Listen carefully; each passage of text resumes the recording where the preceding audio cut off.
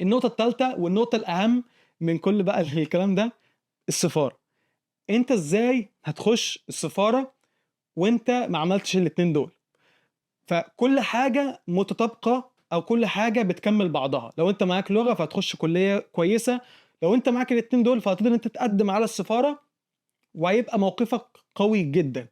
بلس إن أنت في ازاي تتكلم في السفاره، ان كلامك في السفاره ده برضه بيبين انت بتكذب، انت بتقول الحقيقه ولا يعني بيعرفك منين؟ بيعرفك عن طريق رقم واحد البادي لانجوج انت بتعملها، سواء انت متوتر، سواء ان انت بتتكلم انت فاهم بتتكلم على ايه ولا انت حافظ اصلا.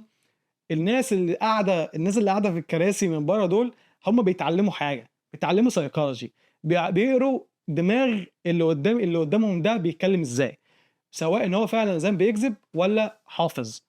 فانت لازم تثبت لهم ان انت مش حافظ، انت فاهم الكلام اللي انت تقوله وانت رايح على هدف معين، والهدف ده انت هتعمل بيه حاجة تانية بس مش حاجة في امريكا.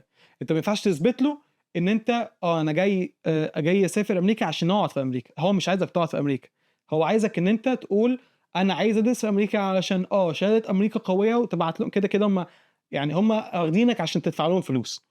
فانت لما تقول لهم انا اصلا عايز ادرس في امريكا عشان الدراسة في امريكا قوية بس هسافر في حتة تانية او ارجع بلدي، لازم تثبت لهم النقطة دي مهمة جدا. والنقطة دي بتفرق في الرفض والقبول بتاع السفارة، ان انت تثبت لهم ان انت هترجع تاني مصر او هتسافر في حتة تانية.